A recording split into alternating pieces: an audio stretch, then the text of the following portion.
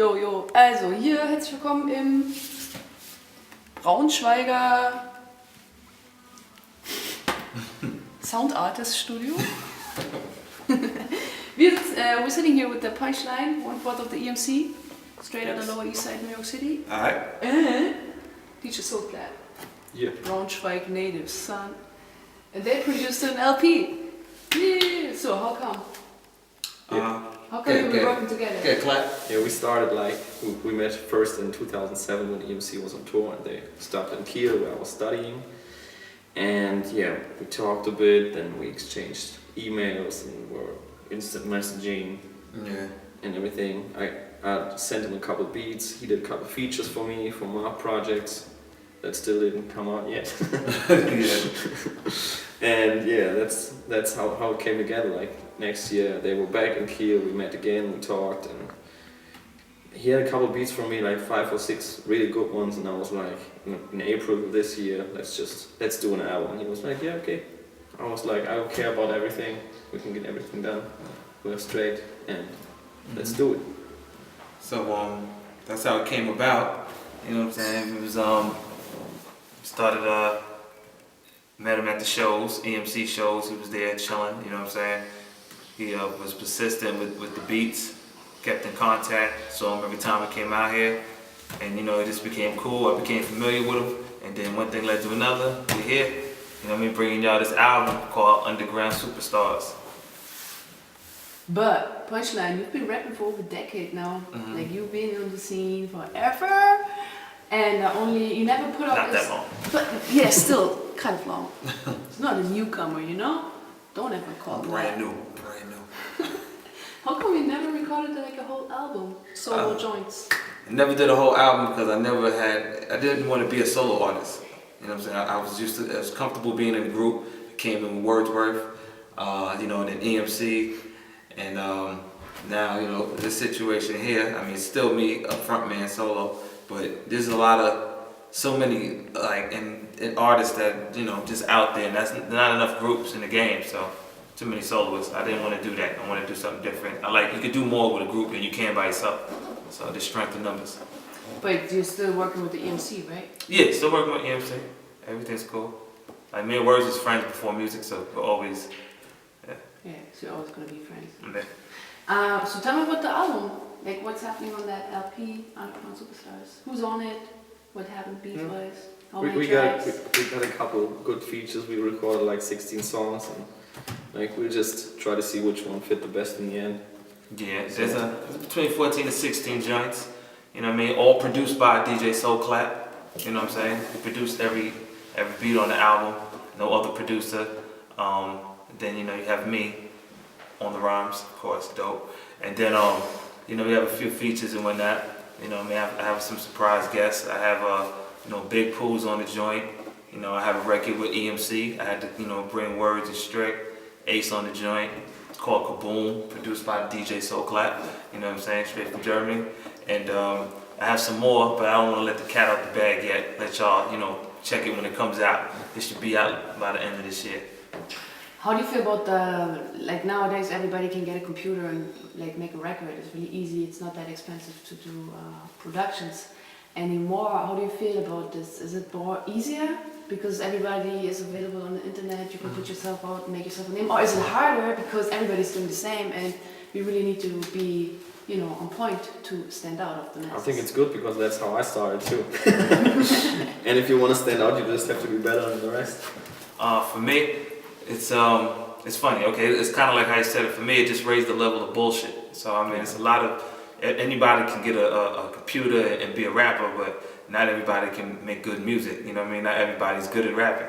So, I mean, you know, you get a bunch of people coming out there making records that don't even sound like they should be making records. They need to be working, you know, I don't know, at a donut spot or something. But what it is, you know, you gotta be creative and do what you do and be good at it. So, you gotta be able to weave through all the BS that's out there to get to good stuff. Back in the days, you already needed to have a name before you could go to a studio. Yeah. That's the main difference, I think, because now you can buy the mic and record your first song on the day that you decide that you want to rap. MC, get busy. Yeah. I also have the feeling that ever since the internet thing blew up that you know, Americans come over to Germany and record here, like the rappers, they come here to go touring and they sell the records on the German or European market. How do you think important is the European, especially German market for rap and hip hop in the US? I think it's big at the moment right now. Being at the internet, I felt opened up the game, you know what I mean? Because there was like a wall there. We didn't know what was going on over here. Y'all didn't know what was going on over there. Now the internet's here and opened up, you know, communication. So, you know, you get to hear the brand new stuff when we hear it now and stuff like that. And we get to find out, oh, wow, I have fans in Europe. Like, somebody knows who the hell I am in Germany, you know what I mean? So that's cool. I think that's a good thing. How did you start? Like, what was the initial thing for you guys to get involved with hip hop, with production, with the MC? With hip hop in general, it was like the Busta Rhymes album, When Disaster Strikes. That was the album that got me into hip hop. And like in 2001, when Disposable Arts came out by Ace, that was like the point where I was like, oh, this is really my thing.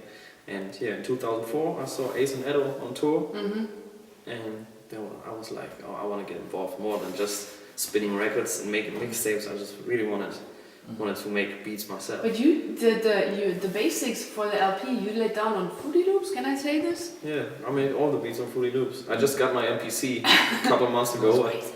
Yeah, Fruity Loops and Cool Edit. Yeah. And you make it sound nice here in the studio, right? That's why they get me. And I eat Fruity Loops. I mean, that's the cereal we had back in the States. It's great. It tastes good. But yeah, it's to pose back to the question. So I don't think it really depends on the equipment. I mean, if you're good with it, why should you change it? Never change a winning team. Yeah, because some people say, oh, you need this and this and this system and that computer and this software. I don't like it when people are dissing Fruity Loops because they really don't know what it's about. I mean, it's pretty much like using the MPC. The only difference is you use your mouse to click on the patterns and don't hit the pad. It's exactly the same thing. It's a sequencer. You load the samples in there, and yeah. See, he said, don't be dissing on Fruity Loops. He gonna get you. Big time. Ninth Wonders using Fruity Loops too. Really? Yeah.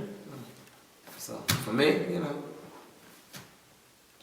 I would say, you know, I wanted to be a porno star and it just didn't work out. So next thing you know, I became a rapper. So. You know what I mean? Being a rapper is fun, you know what I mean? I get to still be a porno star. Nah. What happened was, I'm trying to think what influenced me. My brother used to rap. I have he's my uncle, I call him my brother. He used to rap, so I used to, you know, read his little raps, and that's kind of how I got into the music.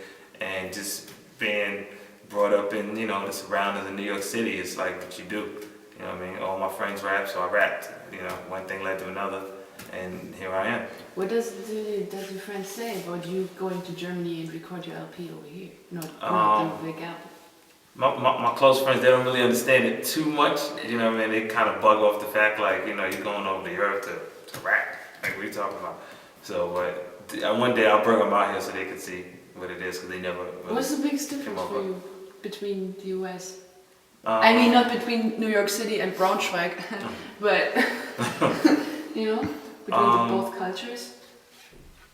I'll probably say I'm taken back by the acceptance. The people are more like, you know, like, oh, Punchline, and you know, it's not like that back in the States. You know, people are like, what up? You know, everybody has an ego thing. You have to be macho. You can't be like, oh, Punch. You know, they save that for like Michael Jackson or somebody. Jay-Z, oh, Jay-Z. You know. Yeah. So, have you been to New York?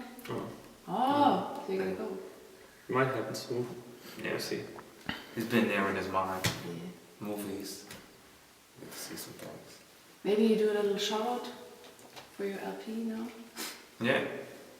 The album, Underground Superstars, will be out around December. That's the plan. Okay, that's the plan, but you know, see what happens. Yeah. Right now we're in mixing stage right now. We're about to start the mixes. Just about done with the recording process, waiting on a few more features. And word, it's gonna be real dope. Y'all gonna like it.